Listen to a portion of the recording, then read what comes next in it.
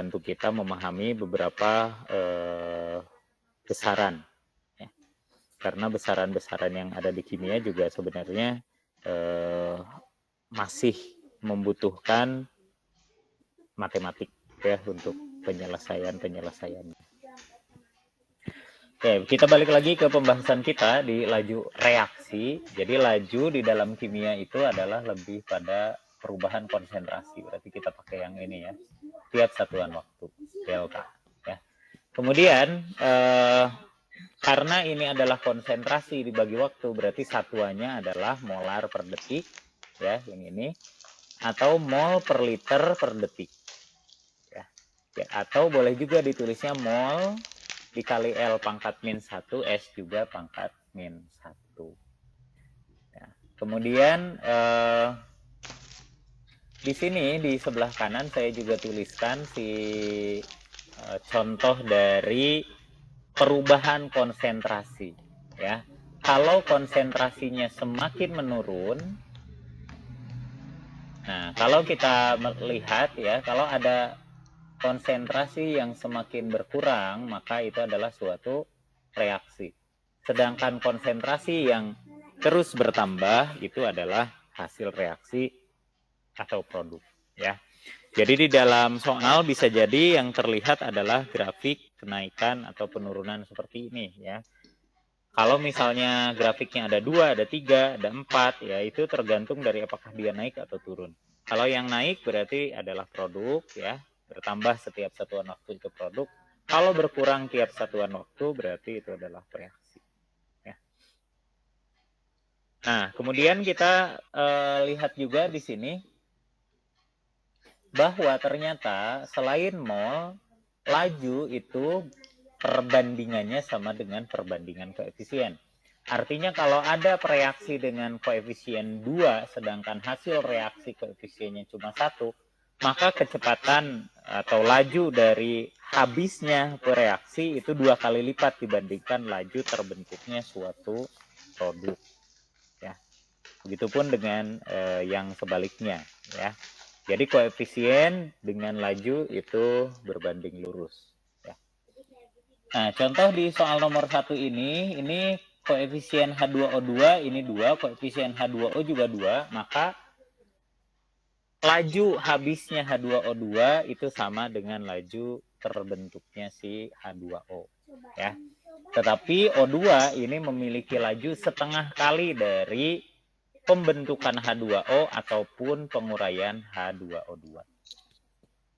Nah, kalau kita lihat di sini contoh yang sederhana ini ya, reaksi-reaksi berikut berorde 1 terhadap H2O2. Nah, orde 1 ya, orde di dalam laju reaksi berarti itu adalah pangkat dari konsentrasi gitu ya. Jadi orde itu adalah pangkat dari konsentrasi suatu zat. Ya. Nah, mirip seperti koefisien pada kesetimbangan ya. Kesetimbangan itu kan kalau koefisien adalah pangkat dari konsentrasi. Ya. Nah, kalau di sini di laju reaksi hati-hati, tidak semua koefisien itu sama dengan orde, ya, tidak semua. Hanya kondisi tertentu saja bahwa pangkat sama dengan orde reaksi. Nah, contoh yang ini kita bahas ya. 1 liter larutan H2O2 terjadi penguraian H2O2 dengan laju 1,8 10 pangkat min 5 molar per detik. Maka pada saat yang sama laju pembentukan O2. Nah, berarti kan kita berbicara tentang O2-nya. O2 sekali lagi adalah perbandingan laju sama dengan perbandingan koefisien, berarti kita bisa lihat koefisien O2-nya 1, koefisien H2O2-nya 2, berarti lajunya adalah 1/2 dikali laju H2O2. Maka ketemulah 9 kali 10 pangkat min.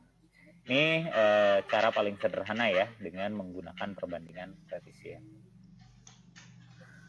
Nah, untuk menentukan laju dari suatu zat, kalian juga sudah tahu bahwa ini ada namanya metode laju awal. Kalau di kampus ini akan dipraktikan ya. Jadi akan berupa praktik metode laju awal ini dan tidak sebulat angka yang kita gunakan di dalam soal-soal sebenarnya ya. Jadi kadang-kadang kita menemukan bahwa lajunya ordenya misalnya 1,5 ya, ordenya setengah, ordenya 0,75 bisa jadi begitu ya. Karena kita kan menggunakan data real gitu ya, data asli dari percobaan. Nah, itu namanya adalah metode laju awal. Jadi kita melakukan suatu reaksi, kemudian kita hitung waktunya untuk mencapai reaksi tersebut selesai gitu ya. Nah, cirinya ada beberapa, bisa jadi endapan yang kita lihat gitu ya, apakah makin banyak endapannya atau endapannya sudah tidak terbentuk lagi, maka itu dianggap sudah selesai gitu ya. Atau misalnya menggunakan suatu tanda silang di bawah gelas gitu ya, sampai tanda silang itu hilang, maka itu dianggap reaksinya selesai, waktunya sekian gitu ya. Nah, itu namanya metode laju awal ya. Nah, ini untuk menentukan persamaan laju reaksi. Dan metode laju awal inilah yang paling banyak dicari, yang paling banyak digunakan untuk menentukan orde, untuk menentukan nilai K gitu ya. Nah, di sini yang berupa tabel seperti ini. Ya. Nah, kalau kita punya yang tabel seperti ini, maka kita boleh menggunakan perbandingan ya. Perbandingan ketika salah satu reaksinya sama konsentrasinya ya. Contoh, kalau kita ingin mencari orde dari suatu zat NO2 di sini, maka gunakan BR2-nya yang sama ya. Contohnya adalah percobaan 1 dan 3 di sini. Kita bandingkan semuanya, baik itu lajunya. Nah, laju itu sama saja dengan 1/T gitu ya, boleh dibuat seperti itu ya. Laju itu adalah 1/T. Nah, dengan cara yang perbandingan seperti ini yang sudah pernah kalian lakukan juga ya di bab itu, kita menemukan orde salah satu zat. Di sini yang kita bisa cari pertama kali adalah orde NO ya. Orde NO-nya ternyata adalah 2. Kemudian kita untuk mencari orde BR2 gunakan percobaan 1 dan 2. Maka dengan cara yang panjang yang sama, kita temukan bahwa setengah sama dengan setengah pangkat B, B-nya adalah 1. Jadi orde totalnya sebenarnya adalah 3 ya, kalau ditanya orde total. Tetapi persamaan laju ya, persamaan laju reaksi itu kan R sama dengan K, tetapan laju dikali konsentrasi reaksi pangkat orde. Ordenya masing-masing udah ketemu, yaitu NO2-nya 2, BR2-nya adalah 1. Maka kita temukan jawabannya adalah yang E ya. Ini agak saya percepat karena ini masih sama seperti yang sudah kalian lakukan ya. Nah, kalau ada soal seperti ini sebenarnya saya jarang yang sepanjang ini gitu ya. Yang saya gunakan adalah langsung perbandingan di tabel. Itu. Kalau tabelnya di laptop ya, jadi saya pakainya ini jadinya. Saya coret-coret di pikiran gitu ya, coret-coret di pikiran saya. Misal yang tadi ya, ini kan perbandingannya 1 gitu ya, ini perbandingannya adalah 2, ini perbandingannya adalah 4. Maka untuk mencari orde NO, saya anggap orde dari si NO itu sebagai X misalnya, maka 2 pangkat X dikali 1 pangkat Y sama dengan 4. Maka 2 pangkat X sama dengan 4, berarti X sama dengan 2. Nah, ya, jadi biasanya saya bandingkan langsung angkanya, nggak perlu potret sepanjang ini. Kecuali memang yang ditanyakannya adalah berupa esai. Nah, kalau esai ya wajar kalau seandainya kita menuliskannya adalah selengkap mungkin gitu ya. Tapi kalau nggak salah di hampir setiap tahun itu tidak berupa esai ya, tapi pilihan ganda, maka kita gunakan yang cepat seperti ini. Makanya tadi kenapa yang ini setengah sama dengan setengah pangkat B ya, itu sebenarnya dari perbandingan langsung ini. Nah, ini kita gunakan percobaan 1 dan 2 gitu ya. Ini kan 1, kemudian ini ada, ini perbandingannya juga 2. Jadi boleh juga kita ini kan 1 pangkat X dikali 2 pangkat Y sama dengan 2. Berarti Y-nya adalah 1. Nah, itu yang biasa saya kerjakan ketika menyelesaikan soal laju reaksi yang berupa tabel seperti ini. Ya, bisa selesai dalam waktu yang relatif singkat tanpa ngotret yang cukup panjang, ya. Karena kita langsung bandingkan di dalam tabel. Misalnya percobaan 1 dengan 3, ya berarti semuanya bandingkan percobaan 1 dan 3. Dan berikutnya seperti itu. Ya. Untuk zat yang lain juga. Oke, ini sudah yang normal gitu ya soalnya. Kita lanjutkan. Udah Pak mau tanya Pak. Oh iya, boleh silahkan. Pak, mohon izin Pak. Boleh yang ini? di lembar atas ya Pak? Mau lihat. Yang ini? Iya. Oke. Enggak yang sebelumnya. Oh, yang barusan. Yang ini? Enggak, yang awal-awal. Oh, yang awal-awal ini. Ya, iya Pak. Sebentar Pak. Mau di dulu ya. Boleh, silakan. Sudah Pak. Terima kasih Pak. Ya, sama-sama. Nah, kalau ini udah tahu ya. Sampai persamaan laju udah ketemu, NO-nya pangkat 2, BR2-nya pangkat 1. Nah, bagaimana nilai K? Kalau nilai K ini sebenarnya ada dua pilihan ya. Pilihannya kita bandingkan lagi percobaan yang lain ya. Kita bandingkan percobaan yang lain boleh. Misalnya bandingkan percobaan 2 dan 3 gitu. Silahkan saja ya. Nah, tapi kalau dibandingkan percobaan 2 dan 3 tentu nilai K-nya akan dicoret. Ya, karena nilai K itu adalah suatu tetapan ya. Maka untuk mencari nilai K biasanya tidak lagi berupa perbandingan tapi langsung kita ambil salah satu percobaan.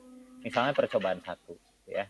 Nah, di sini percobaan 1 itu adalah 0,1 konsentrasi NO-nya dan BR2-nya 0,05. Kita masukkan angka-angka itu sehingga R-nya juga sudah kita masukkan. Ini kan 1/4 ya. Jadi ketika kita masukkan angka 1/4 seperti itu, kita masuk, akhirnya nilai K-nya akan ketemu ya, 1/sekian. 1/sekian, ketemulah angka nilai K-nya adalah 500. Baik kita gunakan percobaan 1, ataupun percobaan 2, ataupun nanti kita gunakan percobaan 3, ternyata nilai K itu akan sama, yaitu 500 ya.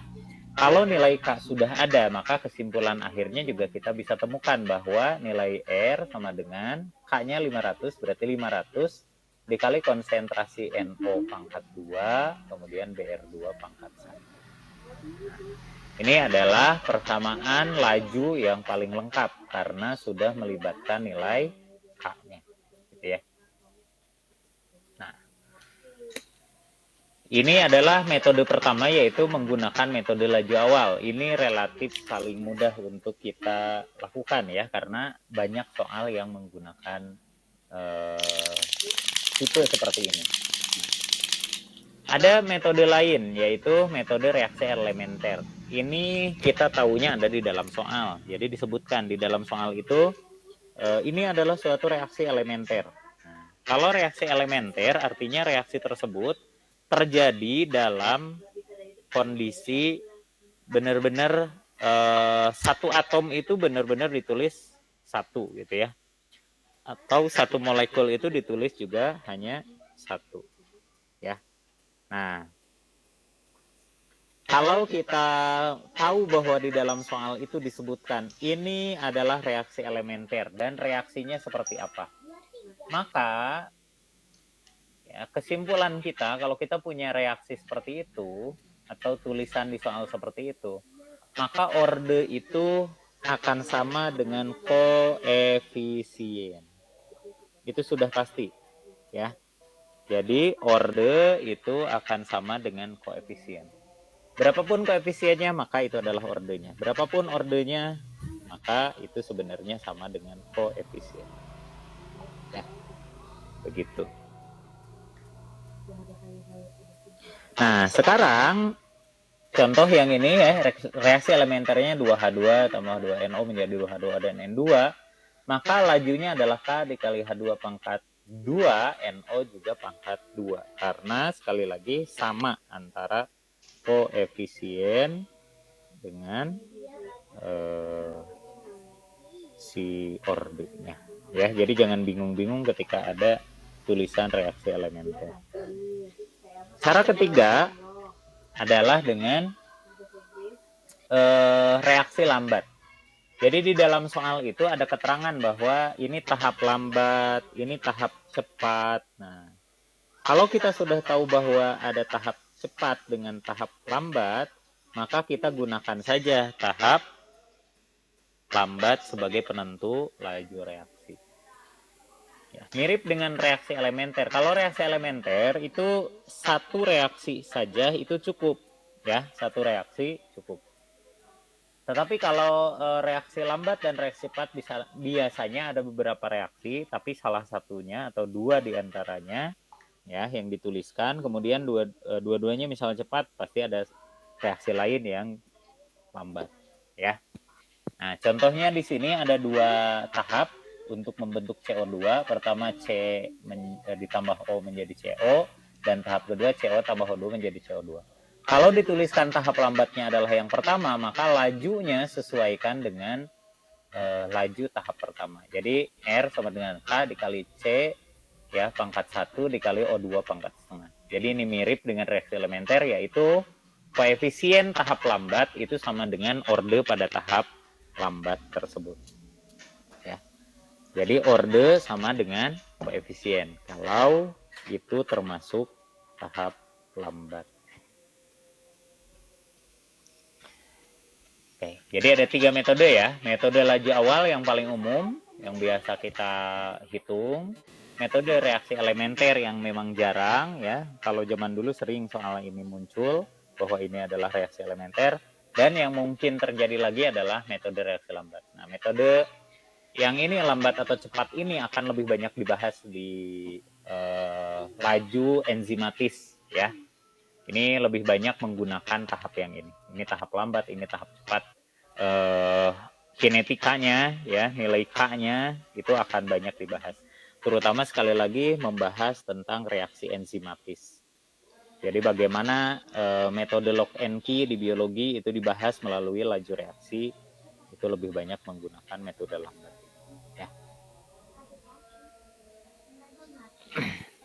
Kemudian kita lanjutkan di bagian berikutnya. Ini penentuan ini ya, tiga metode ini adalah penentuan laju reaksi atau persamaan laju reaksi. Nah, kita lanjut masuk ke faktor-faktor yang mempengaruhi laju reaksi. Ya. Ada faktor-faktor yang mempengaruhi laju reaksi. Yang pertama, yang paling umum dan memang kita bisa buktikan langsung dalam kehidupan sehari-hari itu adalah pengaruh suhu ya nanti. Nah, jadi pengaruh suhu. Tapi sebelum itu, sebelum kita bahas bagaimana pengaruh suhu terhadap laju reaksi, kita lihat dulu prinsip teori tumbukan ya. Bagaimana tumbukan ini bisa mempengaruhi reaksi. Jadi berdasarkan teori tumbukan, reaksi itu hanya bisa terjadi jika ada tumbukan efektif. Ya, jadi kalau tidak bertemu satu sama lain ya nggak mungkin bereaksi. Wajar juga ya, logis ya. Ini alasannya teori tumbukan ini sangat-sangat logis karena tidak mungkin ada suatu hubungan kalau tidak ada pertemuan, gitu ya. Nah, pertemuan di sini lebih tepatnya diarahkan ke arah tumbukan. Nah, ada dua syarat minimal ketika kita berbicara tumbukan yang efektif. Pertama adalah energinya harus cukup, dan yang kedua adalah orientasinya harus tepat. Jadi bisa jadi kita suatu zat itu bertumbukan, gitu ya, suatu zat bertumbukan. Tetapi energinya tidak cukup, jadi pelan-pelan bertumbukannya. Nah, itu belum tentu bisa reaksi ya, atau memang energinya cepat tapi orientasinya kurang pas, nah itu juga belum tentu bereaksi ya. Contohnya apa? Contohnya kita simpan bensin ya di ruang terbuka, itu tidak serta-merta bensin itu jadi terbakar, ya. Karena sebenarnya sudah terjadi tumbukannya, ya, sudah terjadi tumbukan antara oksigen dengan bensin kalau kita simpan bensin di ruang terbuka, di gelas misalnya. Ya. Kan kita tahu bensin mudah terbakar, tapi kenapa tidak langsung terbakar ketika kita menyimpan bensin di ruang terbuka? Padahal jelas ada oksigen banyak di udara. Bensin juga jelas zat yang mudah terbakar. Nah, karena ya di sana kita belum memiliki energi yang cukup, ya. Mereka bertumbukan tapi energinya tidak cukup. Nah, itu contoh bahwa di dalam tumbukan yang efektif energi itu cukup penting, ya. Sangat-sangat penting untuk membuat reaksi itu terjadi. Kemudian bagaimana orientasinya yang kurang tepat? Bisa jadi ya di dalam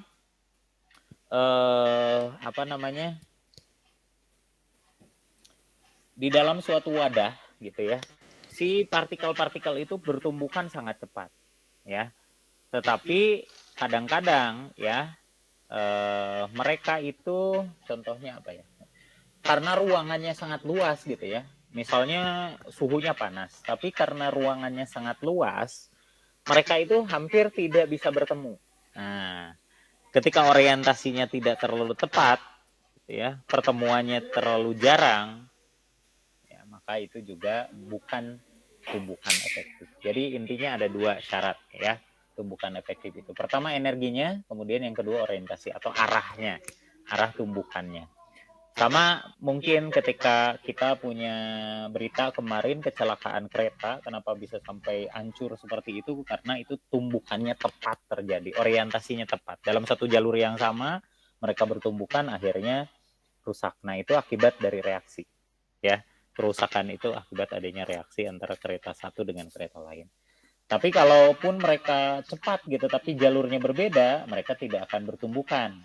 Ya. Kalaupun tumbukannya itu hanya tumbukan anginnya saja gitu ya, angin kereta satu dengan kereta lain. Nah itu contoh yang memang energinya besar, tetapi orientasinya tidak tepat, gitu ya, kayak berpapasan saja. Nah siapa yang kemudian secara matematis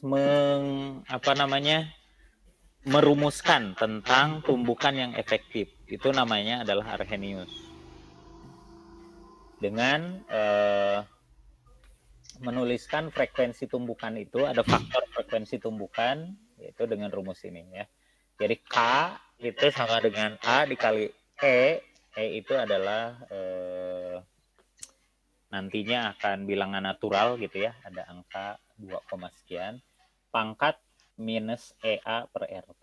Nah, jadi tumbukan ini, frekuensi tumbukan ini akan dipengaruhi oleh EA atau energi aktivasi, dan kedua adalah temperatur. Ya. Nah, maka di dalam suatu laju reaksi, ya, ketika kita bahas laju reaksi mirip dengan membahas entalpi, ini ada gambar yang seperti ini, ya. Selalu ada gunung ketika dari suatu reaksi ingin menjadi produk. Kenapa harus ada gunung? Kenapa harus ada puncak?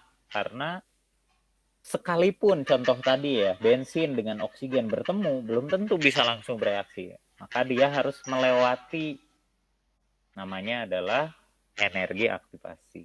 Melewati suatu gunung. Ya, jadi mereka harus mendaki dulu. Bagaimana cara bensin dengan oksigen bisa bereaksi? Salah satunya kita beri pemantik. Ya, pemantik dengan korek gitu ya. Nah, itu untuk membuat energi aktivasi itu terlampaui. Ya, sekali lagi, yang gunung-gunungan ini namanya energi aktivasi, yaitu energi minimal agar bisa bereaksi.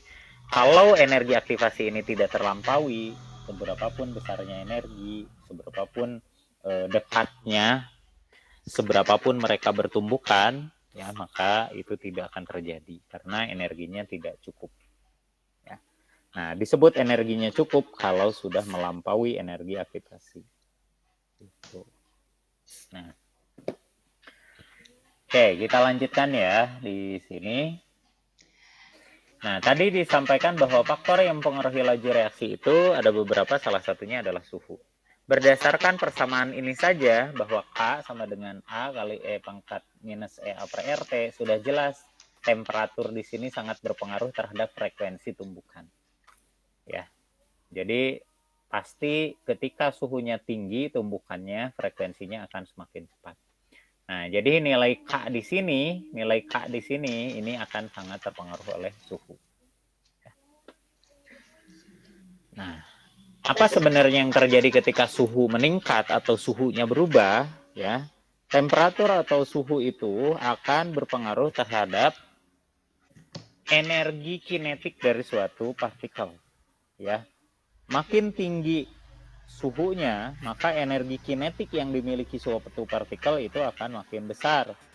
Ya, kalau energi kinetik artinya adalah energi untuk bergerak. Semakin suhunya tinggi, gerakannya makin banyak. Karena gerakannya makin banyak, maka frekuensi untuk bertumbukannya semakin sering. Kalau frekuensi untuk bertumbukan semakin sering, maka kemungkinan besar juga untuk mengalami tumbukan efektif. Ya. Jadi tumbukan efektif itu bukan hanya sekedar itu adalah peluang juga ya. Makanya ada nilai A di dalam rumus K tadi, K sama dengan A. Nah, itu A itu sebenarnya persamaan Arrhenius ya, persamaan Arrhenius untuk menghitung peluang. Ya. Ada yang menyebutkan bahwa harus bertumbukan sebanyak 10 pangkat berapa ya? 10 pangkat 30 atau berapa? Artinya itu baru bisa bereaksi, ya. Nah, itu dari Arrhenius. Saya lupa lagi 10 pangkat berapa ya. Tapi yang pasti setelah tumbukan sekian banyak, baru ada satu yang bisa melakukan tumbukan efektif. Yaitu peluangnya sangat kecil. Nah, contohnya di sini ya, bagaimana pengaruh suhu ke dalam suatu laju reaksi. Contoh soalnya adalah yang biasa dituliskan juga.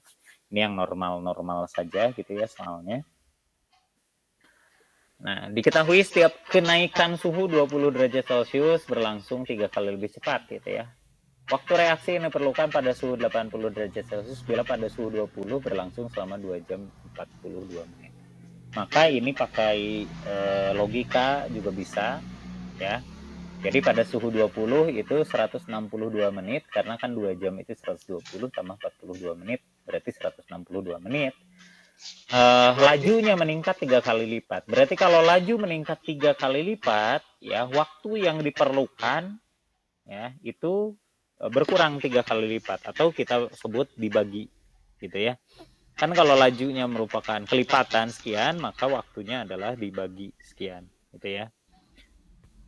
Maka 162 dibagi 3, 54. Bagi 3 lagi, sampai kita menemukan suhu yang sesuai. Nah, ini salah satu cara untuk melihat pengaruh suhu terhadap laju reaksi ya, atau kecepatan reaksi. Semakin cepat lajunya, otomatis waktunya semakin sedikit. Ya. Maka pada suhu 80 derajat Celcius, jawabannya adalah 6 menit.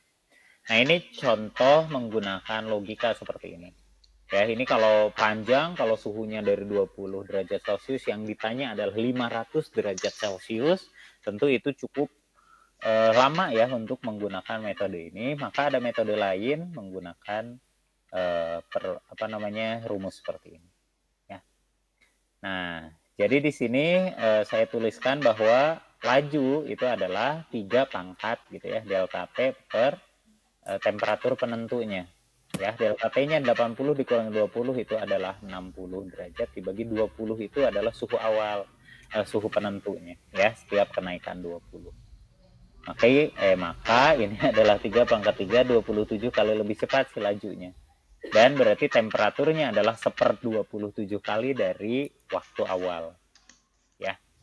Nah, berarti kalau ini hasilnya juga sama ya, 162 dibagi 27 itu berarti 6 menit juga ya. Jadi boleh menggunakan kalau yang ini yang logika gini ya, loncat-loncat gitu ya, dari 20 naik 20 derajat jadi 40. Kalau di sini diketahui setiap kenaikan suhu 30 derajat, ya udah suhunya naik 30 derajat, berarti 20 tambah 30 50 tambah 30 80 dan seterusnya ya. Jadi ini tergantung pada kenaikan suhunya berapa kali, kemudian kenaikan lajunya juga berapa kali, itu pastikan nulisnya tepat ya. Kemudian bagaimana ini 3 pangkat A, 3 itu artinya kenaikannya berapa kali lipat ya. Angka 3 ini tergantung di soal kenaikannya berapa kali lipat. Misal kenaikan 7 kali lipat, ya udah berarti 7 pangkat delta T per T penentunya berapa gitu ya. Oke, sip. Gitu ya, anak-anakku sekalian, untuk pengaruh suhu terhadap laju reaksi. Salah satu soalnya tipenya seperti itu yang masih sederhana soalnya. Ya. Kemudian konsentrasi. Nah, konsentrasi reaksi ini berpengaruh terhadap laju juga pasti, gitu ya. Dan kita sudah tahu bahwa pengaruh konsentrasi itu sudah ada di dalam rumus persamaan laju, yaitu R sama dengan K dikali konsentrasi reaksi pangkat orde. Nah, ya.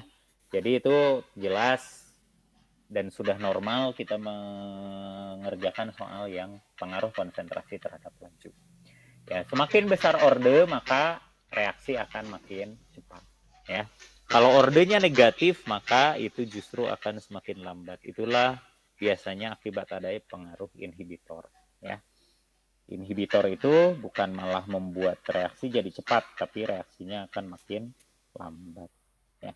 Makanya ordenya kalau inhibitor itu harus negatif, ya, artinya makin lambat dengan semakin banyaknya si reaksi. Nah, di pengaruh konsentrasi reaksi terhadap laju reaksi itu juga ada si ininya, ada grafiknya, ya. Bagaimana orde 0, bagaimana orde 1 gitu ya. Ini grafiknya juga perlu kalian kenali. Untuk orde 0, ya, orde 0 itu ini ke atas adalah konsentrasi, ini adalah laju gitu ya.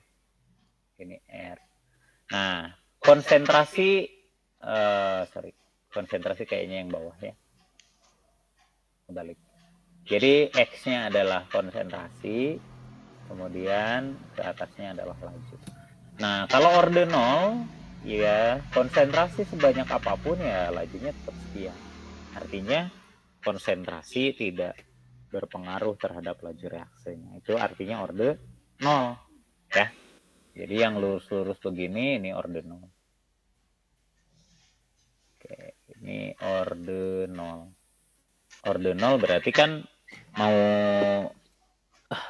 suatu zat dipangkatkan 0 atau suatu angka dipangkatkan 0 itu artinya 1, ya, berarti kan nggak pengaruh, ya, tidak berpengaruh. Jadi kalau ada reaksi berorde 0 maka sebenarnya konsentrasi reaksi itu tidak mempengaruhi laju reaksi. Oke, kita lanjutkan. Kalau orde 1 bagaimana? Ini ada ting biasanya ada ini, ada pesan gitu. Dava angkat tangan, Pak. Oh iya, boleh. Saya izin bertanya, Pak. Boleh. Kalau katanya kan di sana itu konsentrasi makin besar, jumlah partikel makin banyak, tumbukan makin sering. Tapi jika terlalu besar, energi tumbukan makin kecil. Nah, maksudnya jika terlalu besar energi tumbukan makin kecil tuh mengapa, Pak? Sip, terima kasih. Nah, suatu saat tertentu kan kalau terlalu padat, ya, kalau dalam ruangan terlalu padat, itu tumbukannya kurang energinya. Karena kan kita terlalu berdesak-desakan, ya. Kalau terlalu berdesak-desakan, kita tidak punya apa ya istilahnya ya, tidak punya momentum untuk menumbuk dengan kuat, ya. Kalau terlalu berdesakan, momentumnya terlalu kecil.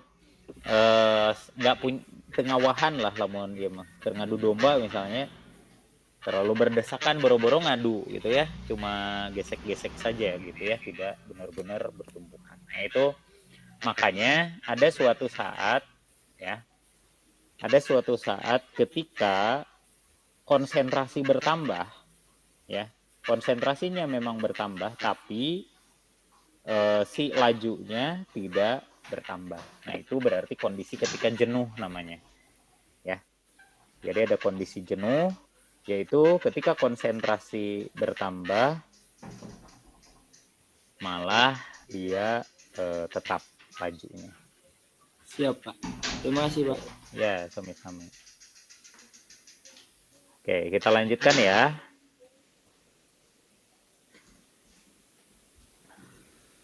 Nah, orde 1. Bagaimana kalau orde 1? Kalau orde 1 itu grafiknya, ya, kita coba yang seperti ini. Ini konsentrasi, ke atasnya tetap R. Ini kalau orde 1 itu sesuai dengan kenaikan ya pada saat tertentu. Ya, ketika konsentrasi naik, si laju juga akan meningkat ya. Oke, kalau orde 2 gimana? Kalau orde 2 itu sama saja dengan kuadrat, persamaan kuadrat ya, grafik persamaan kuadrat. Nah, kalau di matematik sudah tahu grafik persamaan kuadrat, maka kalian akan tahu bahwa grafiknya itu adalah parabol seperti itu ya. Parabol atau hiperbola ya istilahnya. Hiperbol. Nah, lupa. Bukannya gini ya. Jadi semakin meningkat si konsentrasinya, lajunya akan semakin meningkat secara signifikan ya. Memang ini grafik persamaan kuadrat. Kalau 3 gimana? Ya 3 mirip dengan orde 2 tapi lebih lebih melengkung ke kiri lagi gitu ya. Jadi lebih cepat untuk meningkat si kecepatannya. Nah, begitu ya. Untuk orde, bagaimana dengan orde negatif? Kalau orde negatif, sekali lagi itu akan semakin menurun dengan bertambahnya konsentrasi. Ya. Oke. Nah, kemudian bagaimana luas permukaan? Nah, kalau luas permukaan ini berhubungan dengan bentuk, ya, sangat-sangat berhubungan dengan bentuk. Jangan bayangkan bahwa yang lebih besar ukurannya itu akan lebih cepat ya dibandingkan dengan yang lebih kecil ukurannya. Karena perbandingannya bukan satu butir dengan satu butir, tapi perbandingannya adalah konsentrasinya harus sama gitu ya. Kalau anggaplah masanya. Kalau kita bandingkan 1 gram, maka bandingkan dengan 1 gram yang lainnya. Jangan sampai bandingkan 1 gram 1 butir yang gede dengan 1 butir yang kecil ya, itu tidak sepadan perbandingannya ya. Maka yang kita hitung adalah ini juga perlu kemampuan matematik ya. Secara matematis ya, kita lihat di sana luas permukaan ya. Anggaplah permukaannya berupa balok itu supaya mudah saja buat kita menghitung gitu ya, balok itu. Kalau kita punya suatu balok, kan luas permukaan itu adalah 6 dikali luas sisi gitu ya. Nah, jadi kalau gede ukurannya, kan permukaannya itu hanya ada sedikit. Tapi kalau kecil, dibagi 2 nih, permukaannya jadi banyak kan. Ya, yang asalnya bagian dalam, kemudian akan jadi bagian luar. Nah, itu jadi permukaan. Ingat, permukaan itu adalah sesuatu yang bisa disentuh oleh bagian luar ya, itu namanya permukaan.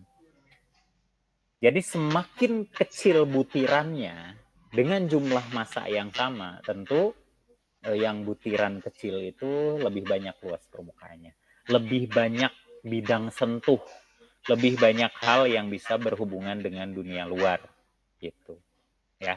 Makanya wajar kalau kita melarutkan, ini yang paling gampang walaupun ini bukan reaksi gitu ya. Kalau kita melarutkan gula halus dibandingkan dengan gula yang batu ya, ada kan gula batu gitu ya, yang pasti gula halus lebih cepat untuk larut ya, karena memang luas permukaan untuk bersentuhan dengan airnya lebih banyak begitu. Kemudian katalis, nah tadi ada katalis, ada inhibitor gitu ya. Kalau katalis itu zat yang mempercepat reaksi, sedangkan inhibitor itu zat yang memperlambat reaksi.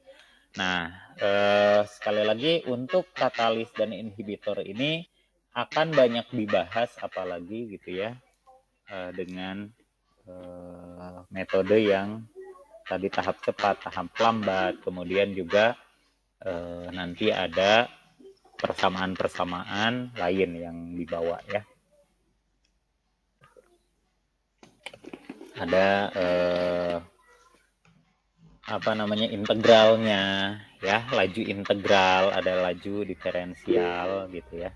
Itu juga akan dibahas ketika membahas tentang katalis dan juga inhibitor. Oke, biasanya kalau ada tinglung-tinglung, ada pertanyaan ya. Natasha, Pak. Silahkan, boleh. Natasha, silahkan. Kepencet. Oh, kepencet. Oke. Oke, nggak apa-apa kalau memang ada pertanyaan ya, nanti sampaikan saja. Aang, Ya, boleh. anak-anak itu biasanya menulis sambil menulis itu mungkin agak lambat dikit, nggak apa-apa gitu, ganti slide-nya jadi biar mereka sempat untuk menyalin gitu. Oh iya, oke, siap. Ini kenapa saya tidak ini ya, karena ini kan PDF-nya nanti saya berikan juga ya. Oh iya, Pak. Kalau direkam atau tidak ya ini? Direkam sama saya. Oke. Terakhir ini tekanan dan volume hanya berlaku untuk tes ya. Jadi bertanya. Silakan. Boleh geser ke atas sedikit, Pak. Yang mana yang? Yang Z, yang ini, yang inhibitor. Oh, inhibitor ini ya. Nah, itu kan yang di bagian katalis katanya. Zat yang mempercepat reaksi dengan cara mencari jalan lain. Apa itu tuh jalan lain? Oh iya. Yang apa? Yang memiliki EA lebih rendah. Oh, yang memiliki siapa? Iya. Kasih, Pak. Ya, sama-sama. Gitu ya. Yang memiliki EA lebih rendah. Karena memang dengan adanya katalis ya, jangan menganggap bahwa EA-nya turun sebenarnya. Ya, bukan EA-nya yang turun, tapi ada alternatif jalan lain yang EA-nya lebih rendah atau energi aktivasinya lebih rendah. Ya. Jadi bukan gunung yang sama, tapi gunung yang lain yang lebih pendek gitulah kalau dengan katalis. Bisa juga tahap reaksi ya, Pak, yang bedanya. Iya, betul. Jadi tahapan reaksinya berbeda. Ya, makanya di sini ada gunung yang tinggi gitu ya, yang warna hitam, kemudian ada gunung lain yang lebih pendek. Nah, itu sebenarnya gunung lain yang lebih pendek itu adalah tahapan reaksi yang lain, yang memang jalur lain gitu. Jadi jalurnya itu tidak sama dengan jalur ketika tanpa katalis. Siapa? Terima kasih. Ya, sama-sama. Oke, nah itu ya tentang laju reaksi, tapi ada lagi ketika bagaimana menghitung energi aktivasi. Kadang-kadang di dalam laju reaksi itu ada yang menanyakan tentang berapakah nilai energi aktivasinya, gitu ya. Nah, kalau kita ditanya berapakah nilai energi aktivasinya, maka biasanya itu diketahui reaksi pada berbagai suhu. Ya, nah contohnya yang ini. Ini adalah persamaan Arrhenius. Kenapa nggak bisa di-klik ya? Di gambarnya gitu.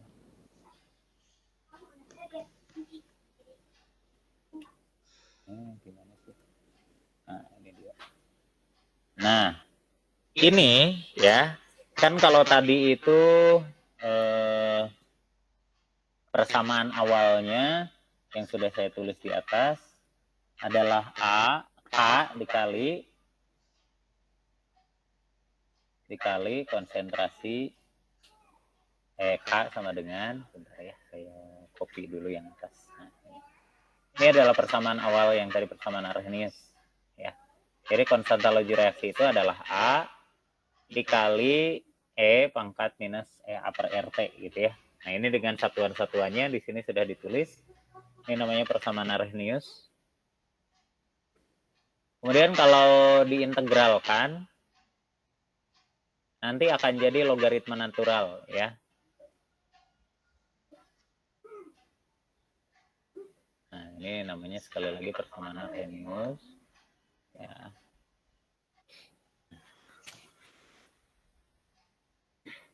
Nah, supaya si EA per RT-nya itu tidak lagi pangkat dari si E gitu ya, maka ini ditambahkan ln ya, atau logaritma natural di dua ruasnya ya. Ketika kedua ruasnya ditambahkan ln, maka jadinya tidak ada pangkat lagi, tapi ln K sama dengan ln A dikurangi. Kenapa dikurangi?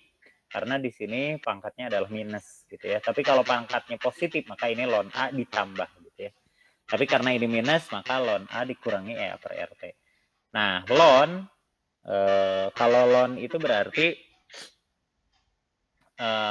ln itu logaritma natural ini harus pakai kalkulator ya. Saya nggak bisa kalau memang nggak pakai kalkulator untuk logaritma natural ya. Kemudian nah yang bawah ini ketika dilakukan ya, ini ketika dilakukan di kondisi yang berbeda ya. Ini T-nya menghilang ya untuk yang kedua itu ya rumusnya ya. Jadi EA per RT. Bentar, saya tulis dulu. Nah, ya begitu. Oke, silahkan yang mau nanya, sepertinya ada bunyi ting-dong. Izin Ya. bertanya. Boleh silahkan. Di sana itu apa, Pak? Oke, di sana adalah angka natural berapa ya? 2, berapa gitu. Itu ya. Oh, seperti konstanta. Iya, konstanta betul. Konstanta Tapi apa ya? mengapa Pak di sebelah persamaan Arrhenius yang sebelah kiri menjadi hilang E-nya, Pak? Ya, karena ini ada logaritma natural ln. Jadi ada ln itu untuk menurunkan si ininya nih. Menghilangkan si E-nya ini. Oh, siapa? Jadi ini kalau ada ln-nya, ini nanti tanya ke guru matematik secara ilmu yang benernya gimana ya gitu ya. Tapi yang karena saya udah lupa ya cara penurunannya, cara bagaimana menghilangkannya. Intinya ketika ada ln, maka setiap yang ada E itu jadi pangkatnya itu jadi ini kayak log. Nah, bentar ya. Saya akan misalkan dengan ini. Kalau kita punya log 2 kali 10 pangkat min 5, berarti kan ini log 2 ditambah log 10 pangkat min 5 gitu kan ya.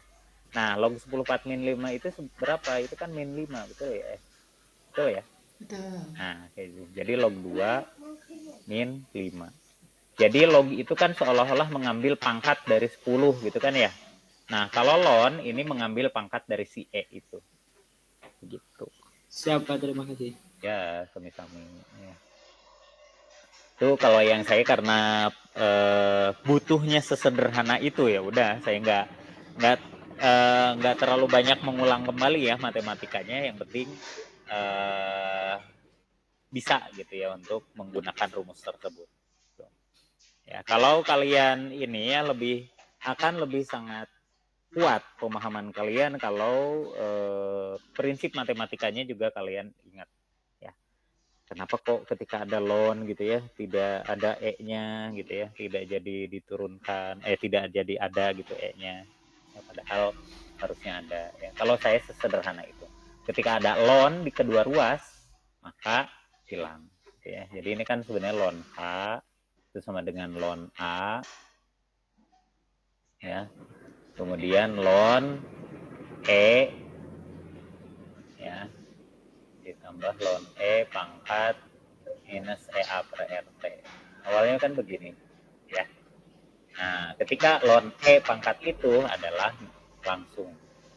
Jadi ln A sama dengan ln A min kali plus minus EA per RT. Nah, begitulah kira-kira tahapannya ya, sehingga jadi yang sebelah kiri. Oke. Ini sekali lagi persamaan Arrhenius, dan kalau ingin mengetahui nilai EA ini wajib dilakukan di suhu yang berbeda ya. Ini boleh kalian ingat-ingat ya rumusnya, terutama rumus yang paling bawah ini ya.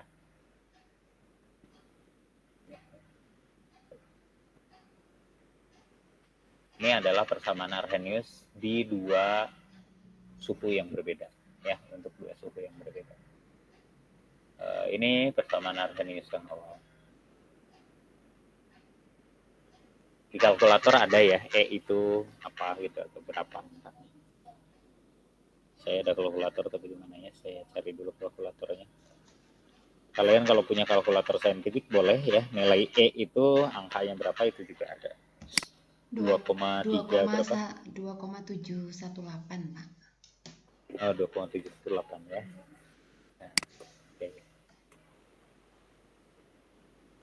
pakai kalkulatornya wajib saintifik kalau mau pakai logaritma natural. Dan hati-hati di sini R-nya bukan 0,082 ya, hati-hati. R-nya konstanta gasnya yang dipakai adalah 8,314. Itu yang penting juga ya. Beda dengan kalau kita mencari PPNRT ya. PPNRT itu R-nya adalah 0,082.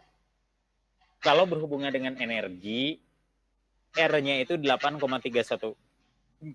Kalau berhubungan dengan volume, itu R-nya itu adalah 0,082. Ya, oke, ini tentang persamaan Arrhenius ya, persamaan Arrhenius dari suatu reaksi ya. Salah satu fungsi persamaan Arrhenius adalah mencari nilai EA. Kemudian ada namanya persamaan laju terintegrasi. Nah, persamaan laju terintegrasi itu menggunakan integral matematika ya untuk menentukan waktu paruh biasanya. Ya, namanya persamaan laju integral. Nah, untuk rumus-rumusnya seperti apa? Ini tergantung ordenya ya. Ini tergantung ordenya. Nah, ini salah satu yang suka saya ambil ya dari ini ya. Bagaimana kok bisa seperti ini gitu ya? Ini sebenarnya gabungan dari rumus yang ada di atas sebenarnya. Rumus yang ada di atas itu yang mana maksudnya ya? Tadi di atas sebenarnya saya sudah tuliskan. Jadi kan begini anak-anakku sekalian, bahwa laju reaksi itu kan laju adalah minus D konsentrasi reaksi dibagi waktu gitu ya. D itu artinya perubahan yang sangat kecil gitu ya, atau delta yang sangat kecil ya. Kalau delta itu perubahannya besar, tapi kalau D itu perubahannya kecil ya. Kalian akan belajar ini di turunan dan integral di dalam matematik. Ya, walaupun kimia sangat butuh itu, atau mungkin disebutnya kalkulus ya, saya lupa lagi. Mungkin bisa sebut kalkulus ya. Nah, satu lagi kan kalian juga tahu bahwa R sama dengan A dikali konsentrasi A ya, konsentrasi A. Ketika reaksinya A ya udah A gitu ya. Nah, gabungkan dua persamaan itu. Ketika digabungkan dua persamaan itu kan hasilnya adalah minus D konsentrasi A per DT itu sama saja dengan K dikali konsentrasi A. A-nya tergantung ordenya berapa gitu kan ya, A pangkat orde. Nah, kalau ordenya adalah orde 0, mari kita masukkan orde 0. Kalau kita orde 0, maka minus D konsentrasi A per DT itu sama dengan K, gitu kan ya. Maka kalau kita teruskan ya, ini kan minus D konsentrasi A itu sama dengan K DT gitu kan ya. Kalau dua-duanya diintegralkan, ini menggunakan integral nih, atau sebelum ke integral gitu ya, D. Kalau integral udah dipelajari belum ya di matematik? Udah belum? Belum, Pak. Oh, belum ya. Nah, integral dipelajarinya di kelas mungkin 12 ya, mungkin. Nah, kalau kita integralkan di kedua ruasnya, nah, seperti ini gitu ya. Integral itu kayak cacing ya, kan lambangnya itu. Anggaplah begitu ya. Nah, maka misalnya 0 sampai waktu tertentu gitu ya. 0 sampai konsentrasi A tertentu, konsentrasi AT gitu ya. A0 dari A0 menjadi AT, kemudian ini integralnya jadinya boleh dituliskan D konsentrasi A sebentar sama dengan minus K integral DT gitu ya. Nah, maka konsentrasi A T dikurangi A0 jadinya hasil integral itu sama dengan minus K dikali konsentrasi T1 dikurangi T0 gitu ya. Jadi integral dari dt itu adalah selisih antara T1 dengan T0. Nah, bagaimana kalau seandainya waktunya itu adalah waktu paruh. Waktu paruh itu ketika jumlah A-nya jadi setengahnya gitu kan ya. T-nya itu adalah setengah dari A0. Berarti setengah dari A0 dikurangi A0 itu sama dengan min K kemudian T setengah dikurangi T0. T0 berarti 0 kan ya. Begitu. Nah, ini. T0 itu kan 0 ya, berarti T1 dikurangi T0 ya T gitu kan ya. Maka di sini disebutnya T saja juga boleh gitu ya. Kalau T-nya adalah T setengah ya udah T setengah. Kita masukkan angka-angka ini ya. Setengah A0 dikurangi A0 itu apa tuh? Setengah A0 dikurangi A0 berarti minus setengah A0 itu sama dengan minus K dikali T setengah gitu kan ya. Minusnya hilang berarti T setengahnya adalah atau waktu paruhnya adalah waktu paruhnya berarti 1/2 A0 per K gitu ya. Iya enggak? Iya enggak sih? Iya, Pak. Kayaknya begitu. Iya, betul, Pak. Nah, jadi di sini dituliskan waktu paruh untuk orde 0 T setengahnya adalah A0 per 2K. Jadi ini dari hasil istilahnya ini kan ditulisnya hukum laju terintegrasi karena memang ada proses integral di sini ya. Nah, proses integral inilah yang harus kalian pelajari sehingga nemu T setengahnya berapa gitu ya. Kemudian A-nya adalah KT ditambah A0 dan lain-lain gitu ya. Ini hasil dari integrasi seperti ini. Gabungan dari yang ini ya. Gabungan dari dua persamaan laju. Pertama persamaan laju bahwa perubahan konsentrasi tiap satuan waktu dengan persamaan laju pengaruh konsentrasi terhadap laju reaksi yang ada ordenya. Ya, dengan orde 1, nah orde 1 integrasinya silahkan lanjutkan orde 2 ya. Nah, supaya tidak banyak saya menurunkan ya karena bisa ada kesalahan juga, kita temukan bahwa persamaan konsentrasi terhadap waktunya ini persamaan linearnya seperti ini ya. Jadi kalau orde 0 A sama dengan min KT ditambah A0, kemudian kalau orde 1 ln A min KT ditambah ln A0. Kemudian T setengahnya mana yang sering digunakan? Di dalam soal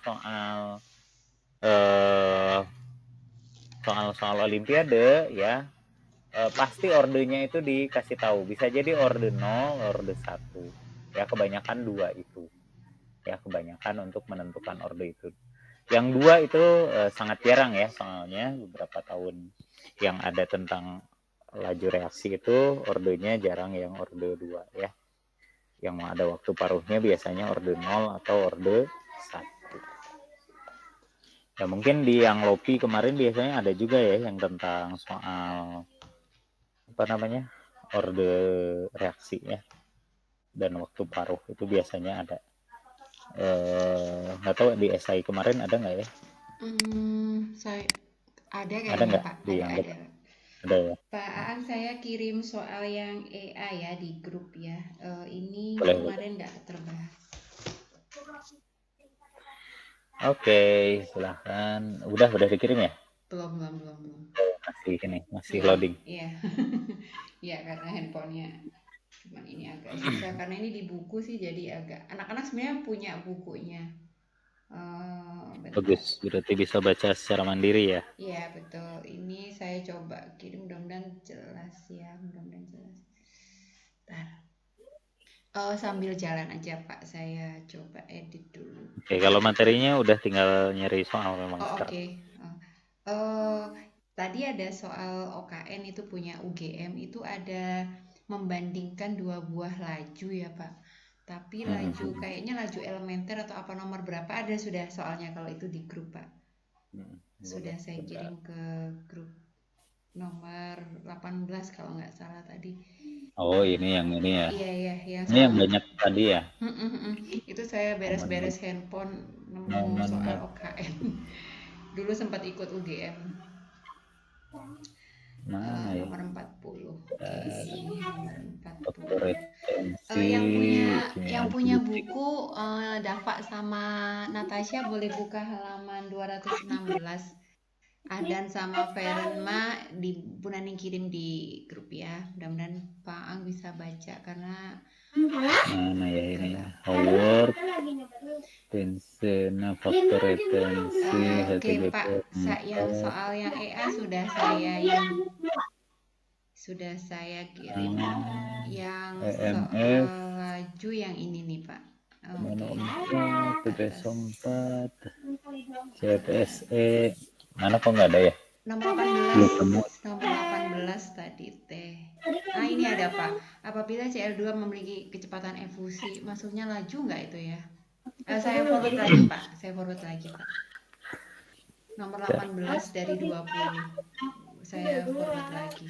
Laju efusi itu beda rumus ya. Kalau laju efusi Oke. Ya. itu bukan laju reaksi, itu ada memang laju penyebaran suatu gas biasanya. Ya.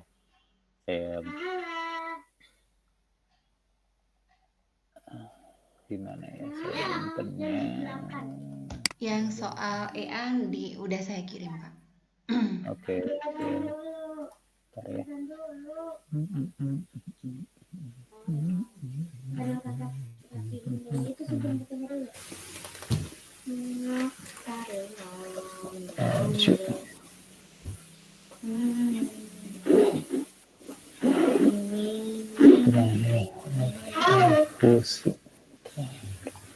Saya ingat tentang laju efusi sambil nyari ya. Iya. Efusi. Gimana ya laju efusi? Ada cara cepatnya untuk laju efusi itu memang pakai akar-akaran kayak gitu ya. Belum pernah menghitung saya Pak.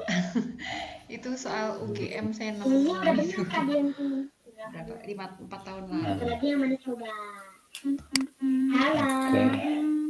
Nah, ini di grup atau di saya memang belum ini ya?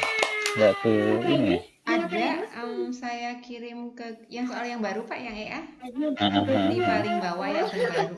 Udah checklist kok ke sayanya. Di sayanya berarti yang nggak benar. Oh iya, saya forward lagi coba ya. Nih kayaknya bukan karena ini sinyal ini sebentar. Sekarang dia.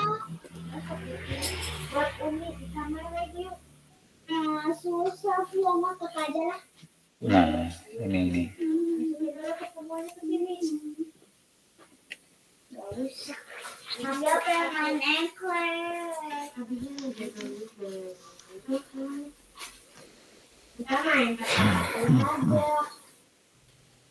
Kayaknya di sayanya nih ya benar nih.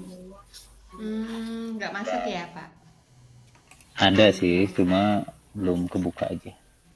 Nomor berapa? 30 apa? Nomor 30. 41 Pak. 41. Yang di buletin itu sudah, yang di buletin. Ini ya? Iya betul, ke bawah. Nah, betul. Oke, reaksinya ini punya delta H sekian dan energi aktivasinya sebesar sekian. Berapa EA pada reaksi ini?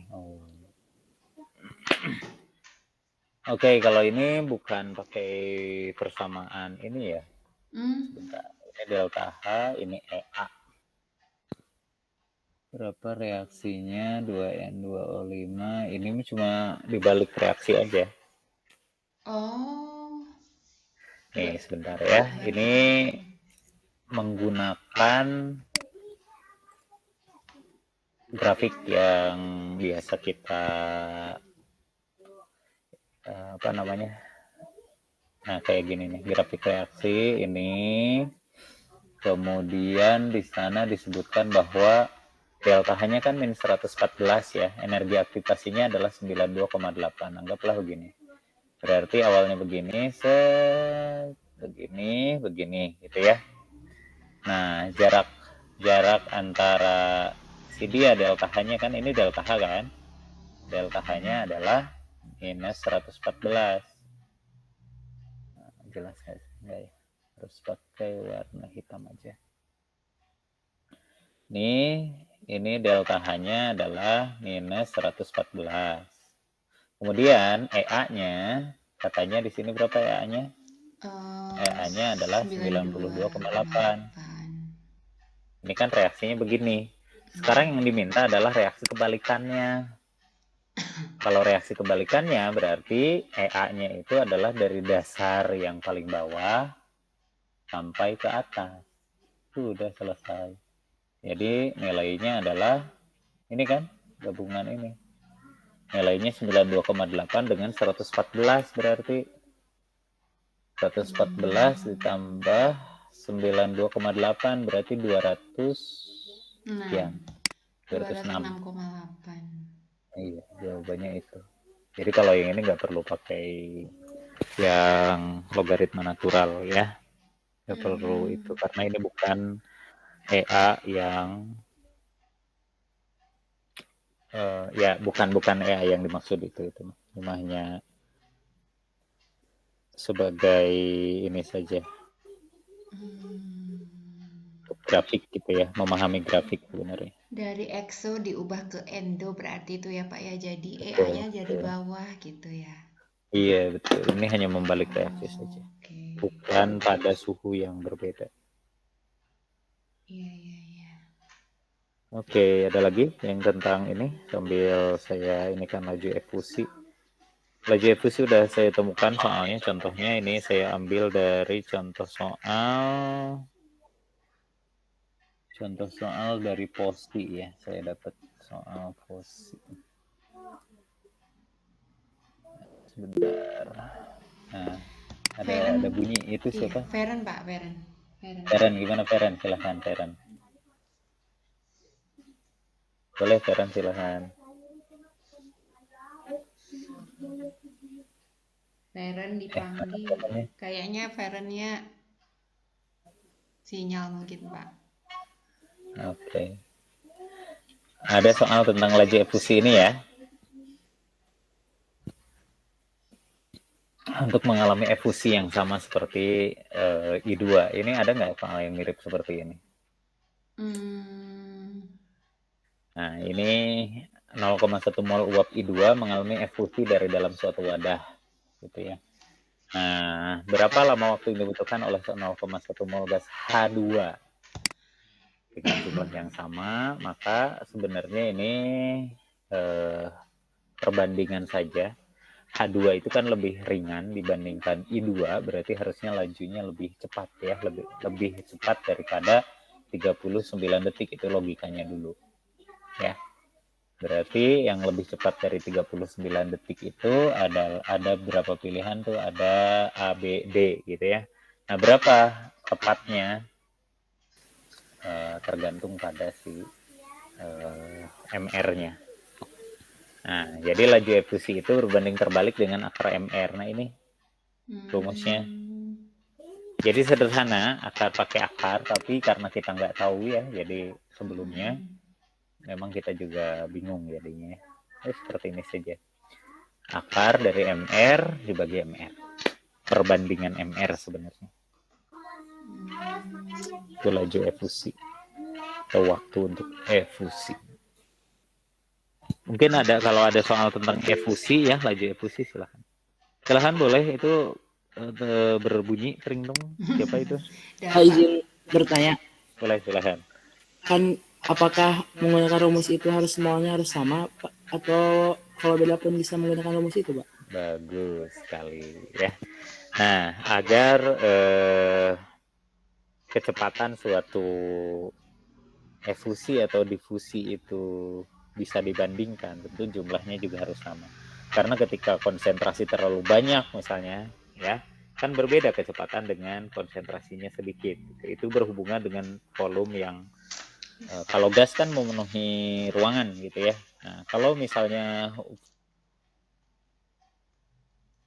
lain itu ada pengaruh juga ya.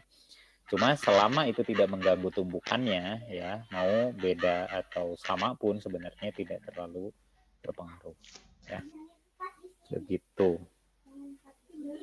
Hanya kalau perbedaannya besar, ya anggar we pengaruh karena memang ada tumbukan dan lain-lain ya, pengaruh lain selain sekedar melaju ke posisi tertentu. Begitu. Baik, Pak, terima kasih. Ya, Pak sama-sama. Jadi AA. kebanyakan soal memang intanya pasti sama ya mau jumlahnya. Ya, silakan. Kang, berarti kalau EA itu hanya bisa diukur pada variasi temperatur ya? Betul, betul. Oh, oke. Harus bisa ya ini dibandingkan di temperatur yang berbeda. Nggak Energi bisa di... aktivasi kan Oke. Oke.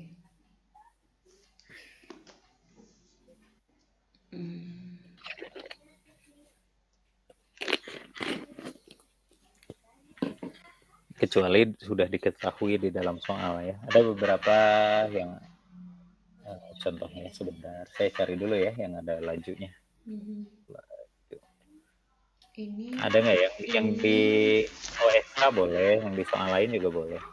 ini nggak ada yang pakai temperatur berbeda, tapi adanya pakai konstanta laju peruruhan radioaktif yang begitu. Belum ketemu sayanya di sini. Ini OSK, ada dari OSK ada ini, tapi belum. Kalau itu laju dengan nggak ada laju di sini.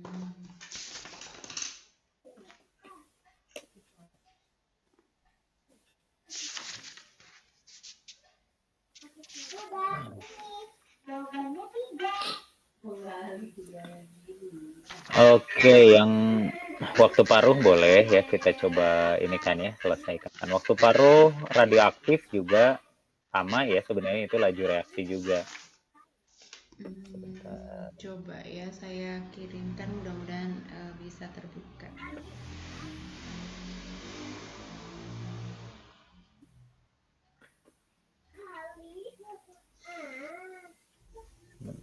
Saya tanya waktu paruh dari suatu radioaktif. Nah, kita selesaikan ya. Waktu paruh radioaktif ini juga bagian dari kimia ya, tapi kimianya kimia radioaktif dan kadang-kadang juga ada di fisika ya, atau fisika inti atau peluruhan gitu ya.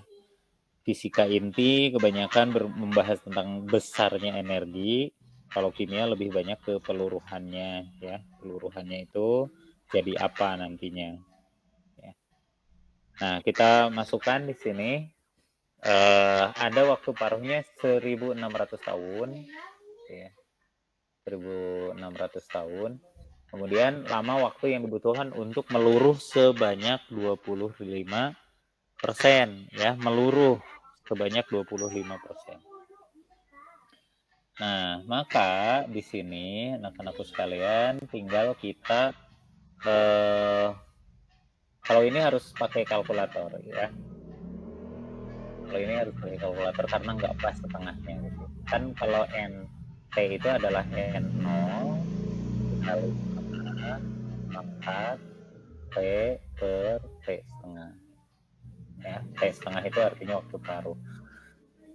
Berarti di sini kan yang tersisanya adalah 75% kan, berarti 75% itu adalah N0 itu jumlah awal berarti 100% dikali setengah pangkat time-nya yang ditanya waktu paruhnya adalah 1.600. Nah, berarti ini 75/100. Terus adalah setengah pangkat T per 1.600. Nah, harus pakai kalkulator ya. Jadi setengahnya berapa? Setengah pangkat berapa supaya jadi 0,75. Nah, ini harus pakai kalkulator. Tapi intinya untuk waktu paruh kebanyakan menggunakan rumus yang ini ya. NT sama dengan N0 dikali setengah pangkat T per T setengah. Nah, begitu. NT adalah jumlah pada saat setelah waktu tertentu. Kalau di soal kan disebutkan meluruh sebanyak 25%, berarti yang tersisanya masih 75%. Ya, begitu. Silahkan, ada lagi yang di itu? Udah dikirim belum? Sudah Pak, sudah saya kirim Pak. Coba di nomor 43 itu. 43 ya. Bisa nggak ya? Ada, Ini juga sama. iya, fotonya nggak bagus karena gelap.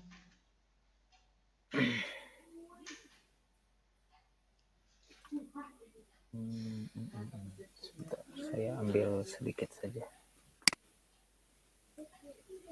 Oh, nggak bisa ya. Sebentar.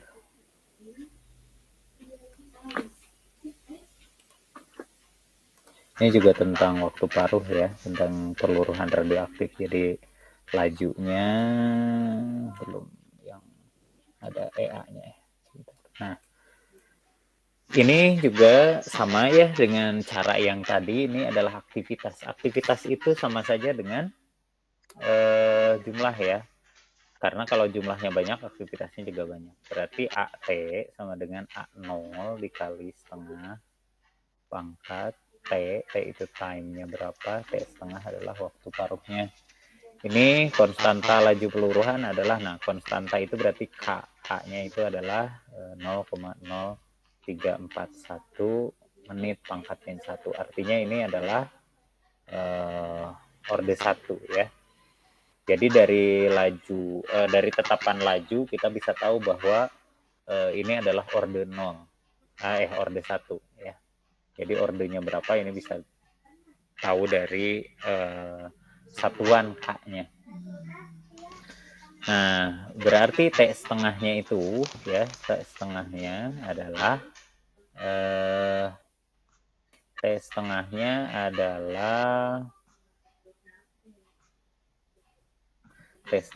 adalah ln 2 per K. Ln 2 itu adalah 0,693 dibagi K-nya adalah 0,0341. Nantinya kan jadi menit gitu ya. Nah, ini salah satu cara untuk mencari T setengah. Baru masukkan ke sini gitu ya. Nah, berarti kan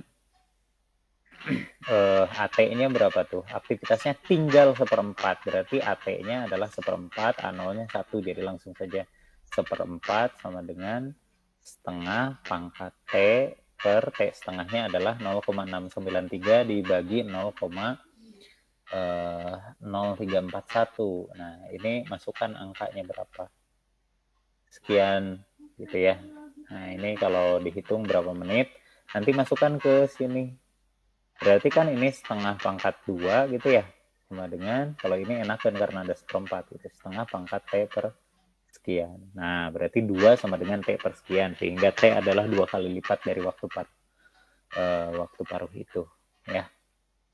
Hasilnya berapa ya? 0,693 dibagi 0,0341. Kalau ada kalkulator bolehlah. Supaya nggak terlalu lama ya.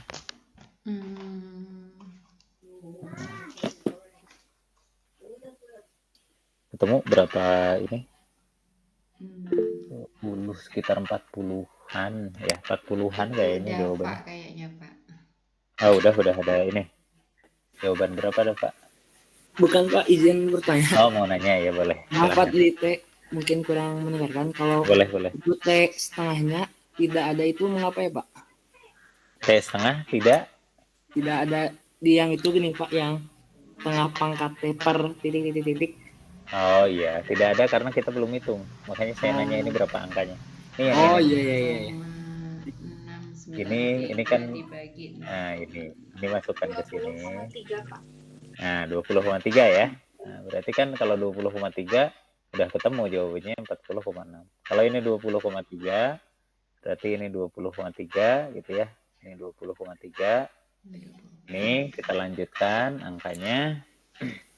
Berarti kan ini sama-sama basisnya setengah, berarti 2 sama dengan T per 20,3 ya.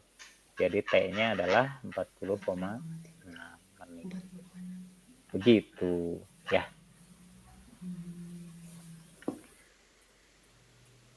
Begitu anak-anakku sekalian. Jadi ini mah kuncinya anak-anak tahu dia order berapa dari eh, ininya ya Pak ya, dari Satuan K-nya ya, tetapan laju.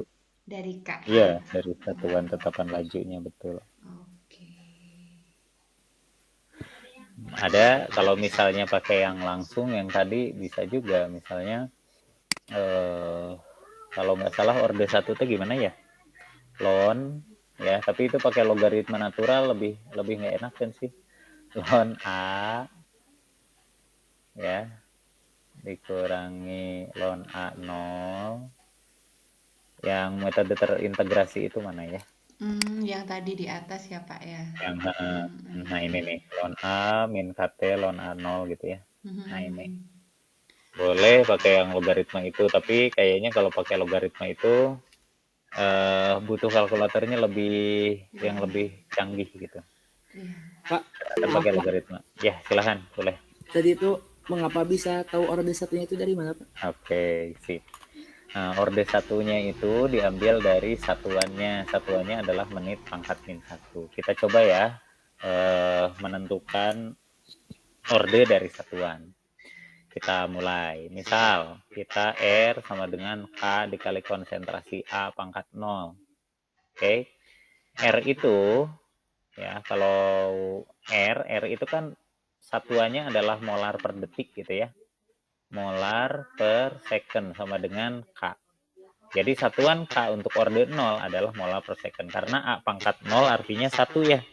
Jadi tidak perlu ada angka-angka lain ya. Nah, itu kalau orde 0, maka K-nya satuannya adalah molar per detik. Bagaimana kalau orde 1? R sama dengan K dikali orde A pangkat 1 gitu ya. Berarti ingat satuannya tulis. Berarti di sini R itu kan molar per detik. Molar per detik sama dengan K dikali A itu, konsentrasi A itu adalah molar. Berarti K adalah molar per detik per molar. Berarti satuannya adalah molarnya dicoret, berarti detik, detik pangkat min 1 gitu ya. Atau menit pangkat min 1, artinya time pangkat min 1. Ya, itu untuk orde 1. Kemudian bagaimana kalau orde 2? Orde 2 berarti R sama dengan K dikali konsentrasi A kuadrat ya. Maka satuan nilai K-nya, satuan K atau satuan tetapan lajunya adalah ini kan molar per detik sama dengan K dikali molar kuadrat. Berarti K adalah molar per detik per M kuadrat. Berarti satuannya adalah titik-titik angkanya berapapun gitu ya. Satuannya adalah M pangkat min 1, S juga pangkat min 1. Kalau orde 3 gimana? Kalau orde 3 nantinya adalah K sama dengan titik-titik M pangkat min 2, S pangkat min 1. Kalau orde 4 berapa? Orde 4 M pangkat min 3, S pangkat min 1. Ini pasti ya. Jadi satuan K itu lihat si ordenya. Dengan kita tahu satuan dari K, maka kita tahu ordenya. Dengan kita tahu orde, kita juga tahu satuan K. Jadi bolak-balik ya. Maka secara umum satuan K itu, satuan K gitu ya. Satuan K itu adalah M pangkat 1 dikurangi orde, kemudian S selalu pangkat min 1. Jadi kalau dia ordenya orde 1, maka hanya S pangkat min 1. Kalau orde 0 berarti M-nya tetap ada, S-nya ada. Kalau orde 2 berarti 1 dikurangi 2 berarti M pangkat min 1. Atau pakai mol per liter, berarti mol pangkat 1 dikurangi orde, gitu ya. Kemudian liter pangkat orde dikurangi 1, kemudian S pangkat min 1. Nah, ini. Jadi cara menentukan satuan K dihubungkan dengan orde itu ini hubungannya ya. Makanya saya tahu tadi tiba-tiba ini orde 1 karena satuannya adalah menit pangkat min 1. Itu kan sama saja dengan S pangkat min 1 gitu ya. Cuma satuannya kalau di sini kan detik, kalau di sana menit gitu. tapi sama-sama hanya waktu pangkat -1. Ya. Begitu. Bisa dipahami sampai sini? Yang ini? Bisa Pak, terima kasih. Oke, sampai-sampai. Natasha tadi angkat tangan apa, Nak? Oke, boleh. Silakan, Natasha. Sama kok Bu pertanyaan. Sama. Oke. Oke, berarti menentukan K dan menentukan orde ya. Jadi kecepatan kecepatan memutuskan ini orde berapa memang perlu juga ya. Oke, ada lagi. Saya sambil ini sebenarnya nyari yang itu ya. Laju. Kalau laju berkurangnya deh. Waktu paruh. Kebanyakan yang biasa lajunya.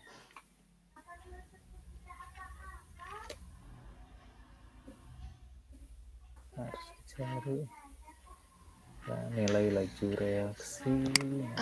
Di link drive yang saya berikan Pak di pembinaan OSN itu sebenarnya sudah ada kumpulan, saya mengumpulkan soal termo, laju, dan kesetimbangan itu di file yang nomor 3. Cuman kok nggak bisa share copy ya, mungkin karena apa ya, nggak ngerti ini. Yang mana? Di yang nama filenya apa? Nama filenya yang laju pembinaan yang folder pertama. Tapi kalau di screenshot. Oke, sebentar ya. Laju tulisannya apa ya ini? Kumpulan soal OSP OSN ketiga, yang ketiga nama filenya.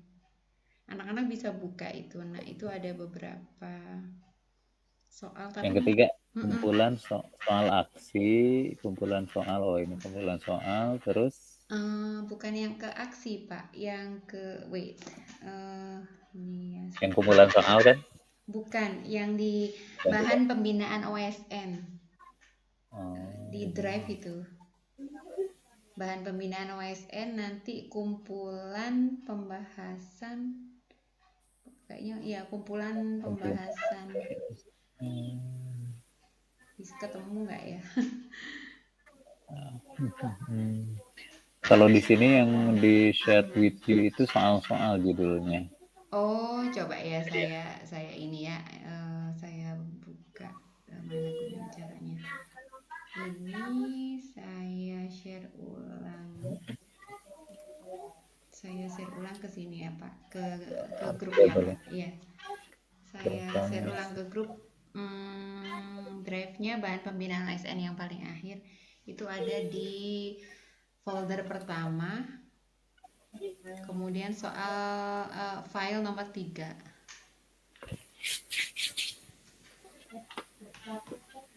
Berdasarkan pokok bahasan. Nah, di file nomor 3, 1, 2, 3, mulai struktur atom, terus apa redox kalau OSP ketiga, yang OSP ketiga itu bukan? Iya, yang itu.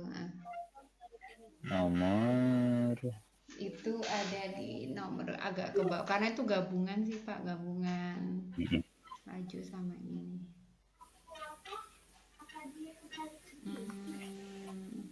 Ada di dia. Ini yang normal ya, yang normal terus.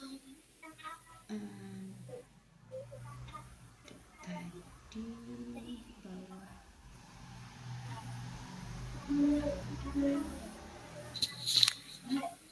Kalau yang tentang EA belum ada ya? Belum. Yang pakai 2 kondisi kayaknya saya nggak tahu. Ini tadi ada yang pakai yang itu soalnya yang reaksi fotosintesis itu Pak, yang nomor 28.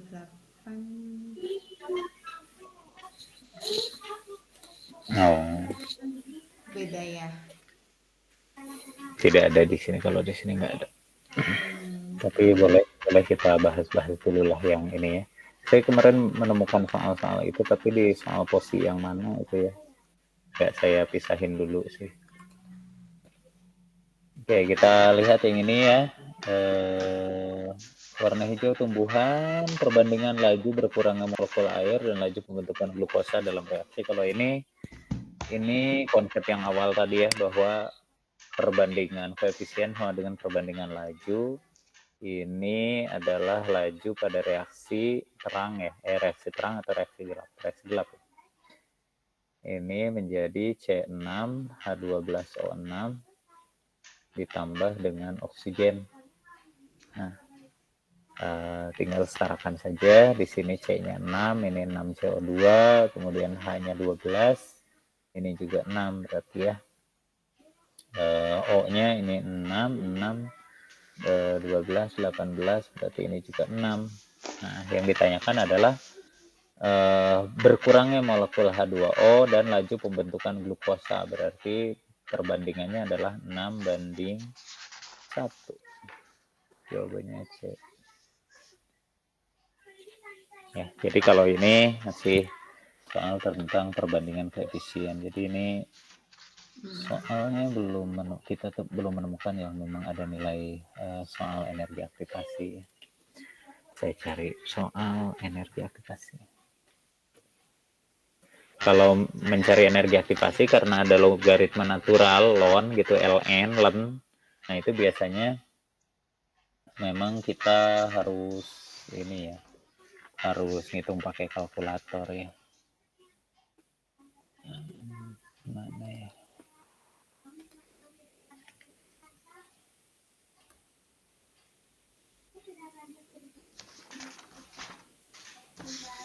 belum nemu yang benar-benar ini ya. Ada sih di soal posi tapi lupa soal posi yang mana gitu. Integrasi F energi atau di soal OSK boleh kalau ada OSK yang mana gitu ya. Kayaknya kalau EA mah tidak ditanyakan di OSK deh Pak. Kalau EA mah biasanya mah yang sebelum online ya, yang sebelum online mah belum ada. Oke, berarti mungkin di OSP ya? Iya betul. Kalau OSP mah mungkin.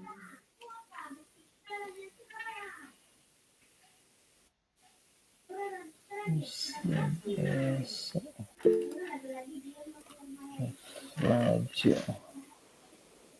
Nah, Bapak Feren kayaknya nggak bisa keluar suara, itu dia tanya di. Oh iya boleh.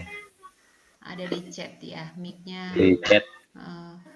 Kenapa yang diambil perbandingan CO2 sedangkan yang ditanya H2O? Oh iya.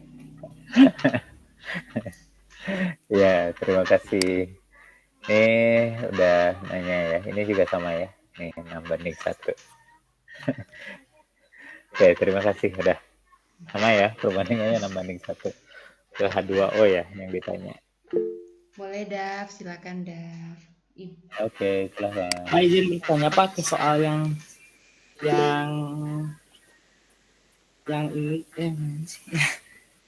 yang dari buku Pak. Nah, boleh silakan. Yang dari buku yang nomor berapa? Boleh di screenshot juga.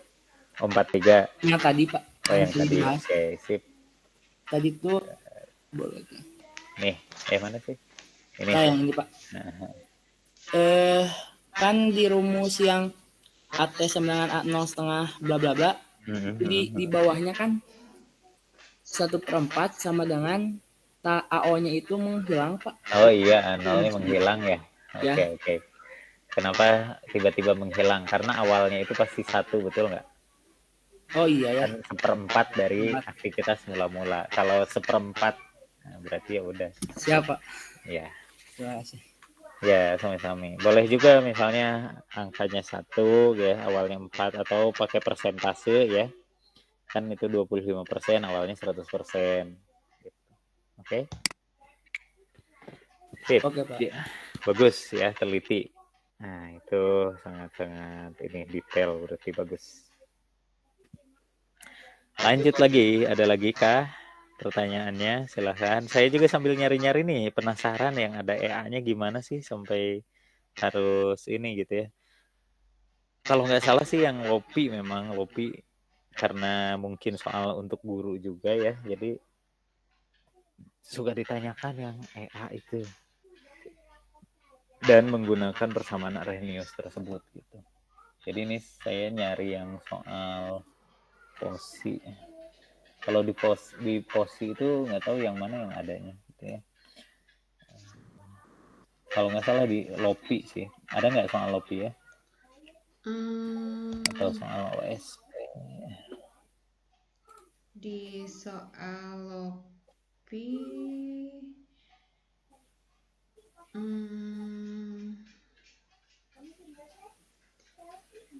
Kebanyakan ini yang normal-normal biasa kayaknya. Soal Lopinya. Oke, supaya nggak ini silahkan dicoba ya. Kalau ini dalam waktu 5 detik bisa nggak ya? 5 detik bisa nggak? Nggak mungkin. Nah, ini dia. Ada. Nah, ini adalah yang ditanya nilai energi aktivasi. Ini dalam berbagai temperatur. Ya, nah ini salah satu contoh soal mengenai penggunaan persamaan Arrhenius yang tadi ya, yang menggunakan lon gitu ya. Nah ini wajib menggunakan kalkulator kalau yang ini. Nah kita coba tulis dulu persamaan Arrheniusnya. Kan lon K2 per K1 gitu ya, sama dengan EA per R dikali 1 per T1 dikurangi 1 per T2. Nah, begitu ya. Coba kita lihat benar nggak? Nah, tadi ya. Nah, ini. Jadi ln K2 per K1 E per R sama ya. Seperti itu. Sip, sudah sesuai. Nah, kalau ada soal yang seperti ini, masukkan saja K-nya. Kan ini laju. Laju awalnya ya. Ini temperaturnya, ini laju awal, kemudian kita masukkan angka-angkanya. Ini nilai K-nya belum ada ya. Nilai K-nya belum ada. Ini kan 2 kali, ini berapa tuh? 54, 2 bagi 54 berapa ya? 4 ya? 4 ya? Ini 2, ini 4. 22 bagi 5, 22 dibagi 5,4. Kayaknya 4 lah ya.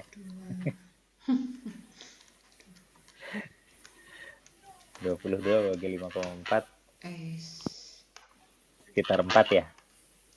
Berarti kan ini orde 2 ya. Benar nggak? Ayo. Benar, Pak. Iya, 4. Iya, ya.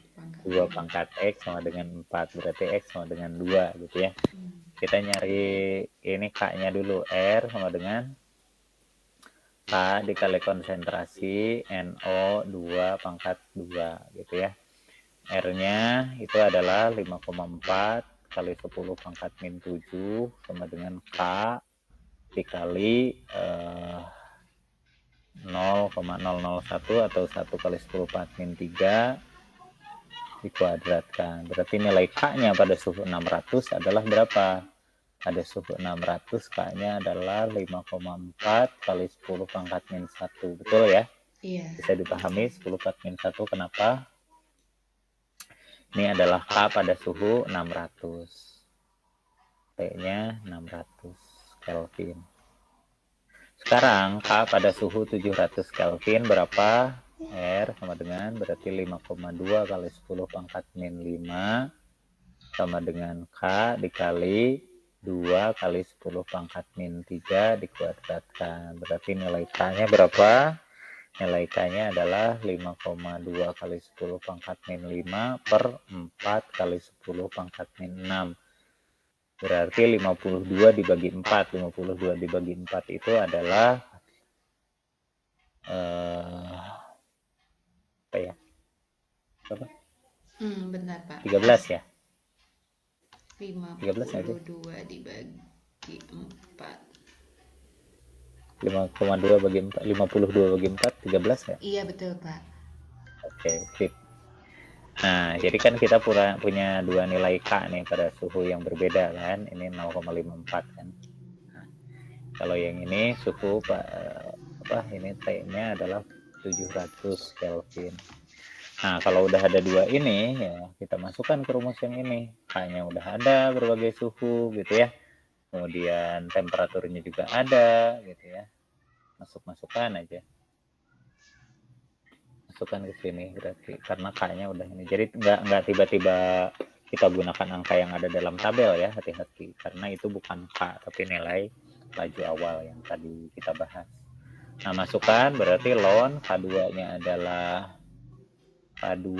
adalah 13, kemudian si K1-nya adalah 0,54 sama dengan EA per R-nya itu 8,314, kemudian temperaturnya adalah 600, yang satunya dikurangi 1/700. Nah, gunakan kalkulator, akhirnya dapat. Jadi kan EA-nya akan jadi ln ya 13 per 0,54 set gitu ya. Ini dulu selesaikan, kemudian dikali 8,314 ya, kemudian dikali, nah ini 1/600 dikurangi 1/700 itu kan harus dihitung dulu gitu ya berapa. Nah, akhirnya dibagi hasil perkalian itu gitu. Dibagi hasil perkalian antara penjumlahan pengurangan yang tadi 1/600 dikurangi 1/700. Udah begitu. Dengan inilah nilai EA-nya.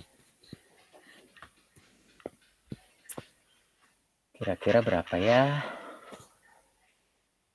8,3. Ln sekian kali 8,314 dibagi. Dapat nggak? Nah, udah gitu ya caranya. Jadi memang tahapannya cukup harus kita lalui. Ada juga yang memang langsung nilai K-nya diketahui, ada ya. Itu hiburan buat kita karena langsung bisa kita hitung gitu ya. Tapi ada juga yang memang harus mencari dulu si nilai K-nya.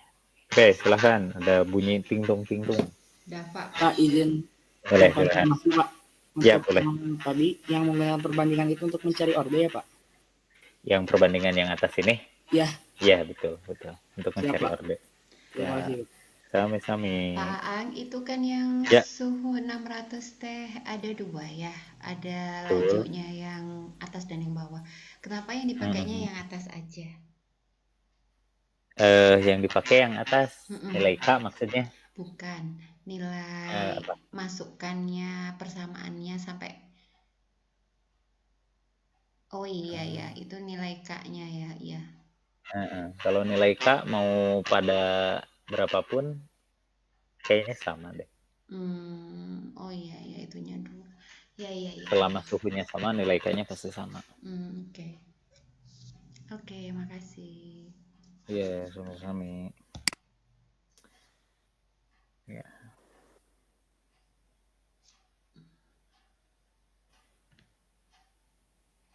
Silahkan. Boleh ditanyakan lagi. Ayo.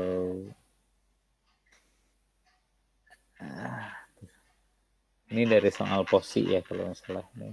Saya sengaja ikutan lomba itu salah satunya ngumpulin soal ya. Karena lumayan buat latihan. Tapi sekarang udah ini lagi nih. Udah jarang ikutan lagi. Yang kalau soalnya dalam bentuk foto itu agak ini Pak, mau bikin PDF-nya itu kalau saya agak repot. Jadi berserakan gitu Bu soalnya. Kayaknya sudah ya Pak, udah jam 9 juga. Oke, nanti kalau ada soal-soal tentang EA dari manapun ya, dari soal OSK, OSP, OSN gitu ya, kita coba bahas aja ya. Silahkan ditanyakan supaya nanti banyak sumber. Ini juga tentang EA memang sedikit ya, mungkin karena tingkatnya harus mulai dari OSP ya, tapi kita tetap harus tahu. Kemudian juga yang ada K seperti ini, perbandingan yang mirip itu sebenarnya ada juga di kesetimbangan ya. Jadi rumus ini tuh rumus yang ini nih, rumus yang ln K2 per K1 itu tuh ada yang mirip. Yang miripnya yaitu sekali lagi di kesetimbangan. Jadi kalau kesetimbangan ini relatif lebih banyak dibandingkan mencari nilai EA ya, yaitu ln K-nya ini K kapital per K1 itu sama dengan, nah kalau ini delta H ya per R dikali 1 per T1 dikurangi 1 per T2. Jadi ini mirip ya, tapi ini tentang kesetimbangan. Nah kalau ini mencari tetapan kesetimbangan pada suhu yang berbeda. Kalau tadi kebanyakan mencari nilai EA ya, kalau ini lebih banyak mencari nilai K pada suhu yang berbeda. Istilahnya ini namanya adalah persamaan, coba ya, persamaan Clausius-Clapeyron bukan ya? Coba.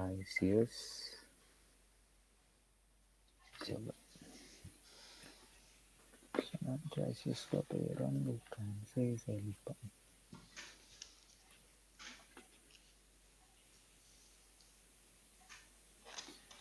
Clausius-Clapeyron. Oh, kalau Clausius-Clapeyron mah pakai P ya. Kalau tetapan kesetimbangan pada berbagai temperatur.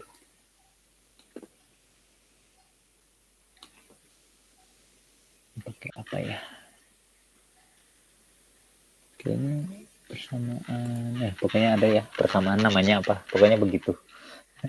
Clausius-Clapeyron yang saya temukan itu P ya. Pakainya P. Jadi nanti saya cari lagi nama persamaan itu persamaan apa gitu ya.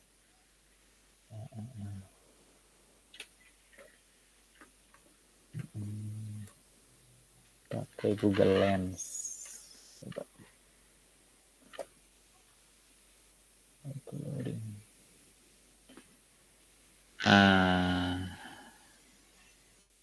Nah ini ada Van Hoff, persamaan Van Hoff ternyata ya, persamaan Van Hoff.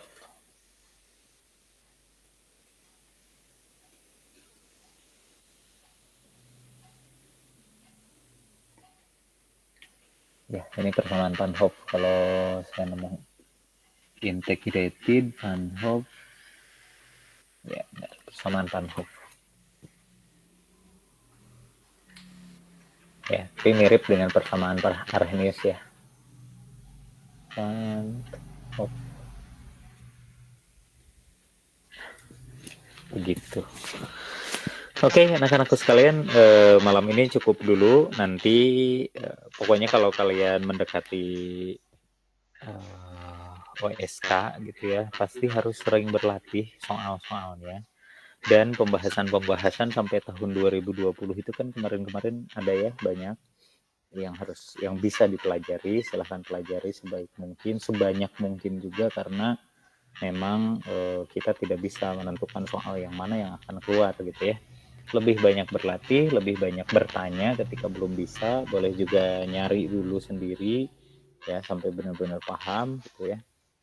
Nah, kalau belum paham boleh kita diskusi bagaimana yang belum bisanya, supaya saya bisa nyari dulu materi mana yang harus saya siapkan gitu ya, terutama untuk reaksi-reaksi organik.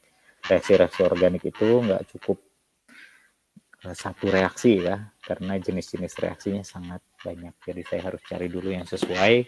Kalau kalian punya kendala boleh ditanyakan dulu, jadi saya nyari dulu. Kita akhiri dengan hamdalah dan doa penutup majelis. Alhamdulillahirrahmanirrahim. Subhanakallahumma wa bihamdika asyhadu an la ilaha